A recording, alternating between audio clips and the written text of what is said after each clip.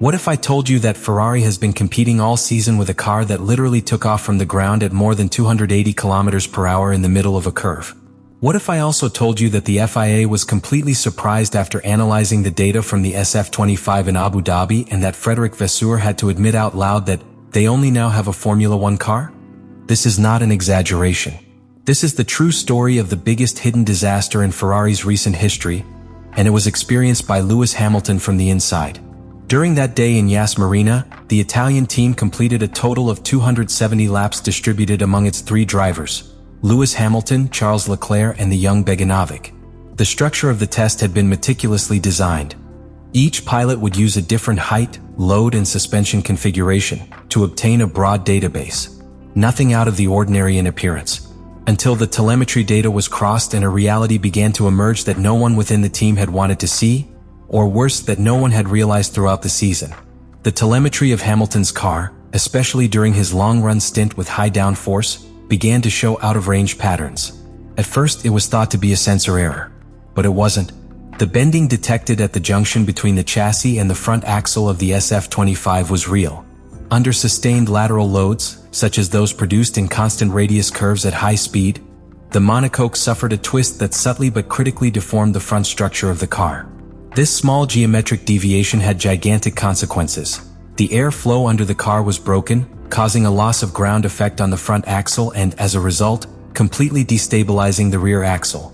Ferrari had unknowingly built a machine that broke down aerodynamically just when it was needed most, at times of maximum lateral load.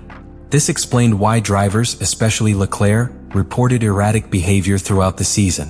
Why the car sometimes seemed unmanageable in qualifying and why, in the race, its pace collapsed without warning after certain laps. This finding put not only the technical team on alert, but also the simulation department. How is it possible that such a defect would not have been detected in the test benches, in the CFD simulations, or in the wind tunnel? The answer is technical and terrifying. The failure only manifested itself in a specific condition that is not easily replicated in static conditions. The flex appeared only when the car was subjected to a precise combination of downforce, constant lateral speed, and prolonged application of G-force in long corners. This meant that laboratory tests, which replicate instantaneous conditions, never registered this weakness.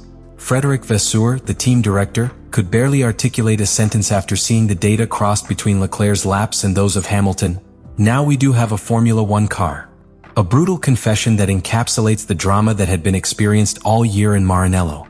Because if they now have a real car, that means that during the previous 22 Grands Prix, they didn't have one.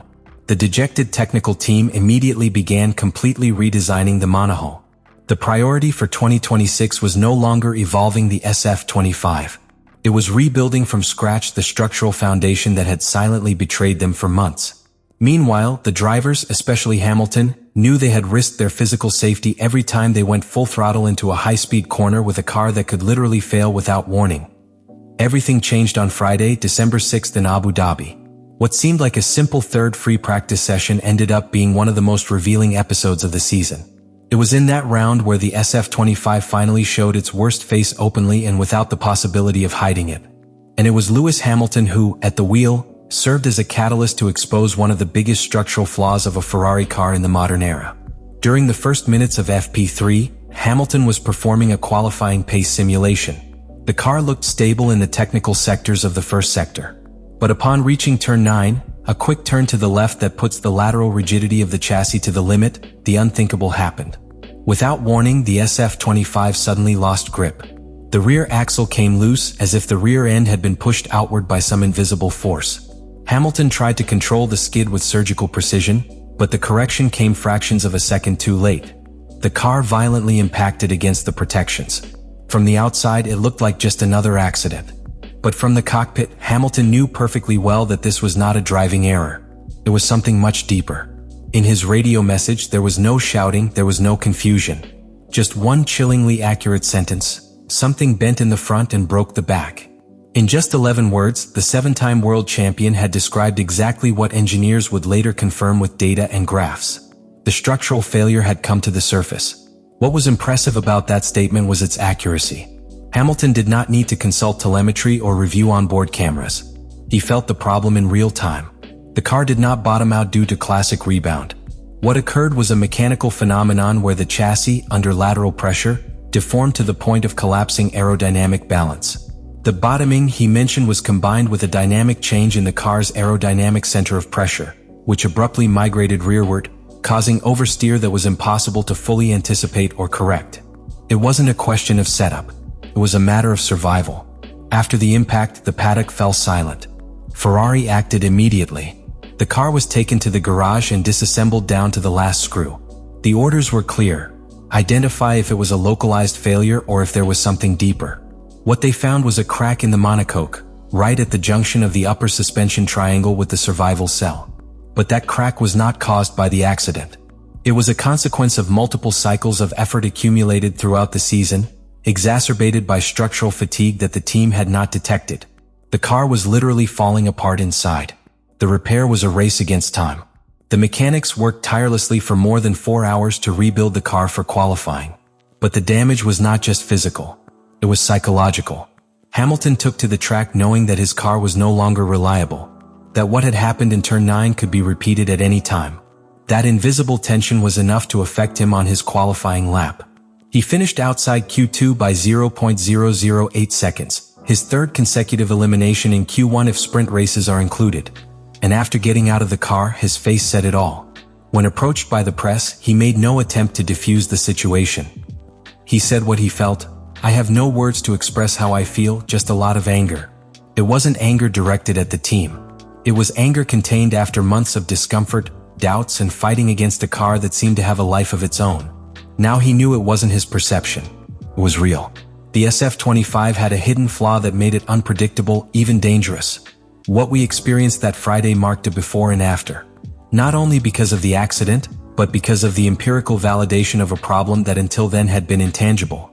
Hamilton, with his experience, his sensitivity, and his brutal honesty, had put Ferrari in front of the mirror. And the reflection they found was not that of a competitive team. It was that of a structure that had failed to protect its drivers with a safe and functional car. The pull rod system, as Ferrari implemented it, had an Achilles heel. It depended entirely on the monocoque being almost immovable under torque. But the ultra-optimized design sacrificed just that capability. The result was a car that could be fast in theory, but in practice broke down when it was most demanded. That's why Ferrari had weekends of apparent intermittent competitiveness. When the track didn't push the rigidity to the limit, the car performed acceptably. But on tracks with long, fast corners, it became an unpredictable weapon. The collapse of innovation was not only technical, but conceptual. Ferrari prioritized aerodynamics over structural integrity. He prioritized aggressiveness over stability. And he paid the highest price. Because in Formula One, when the base is poorly designed, everything else setup, strategies, simulations, driver sensations become irrelevant. The revelation of the structural failure in the SF25 during the post-season tests in Abu Dhabi was not only an earthquake for Ferrari.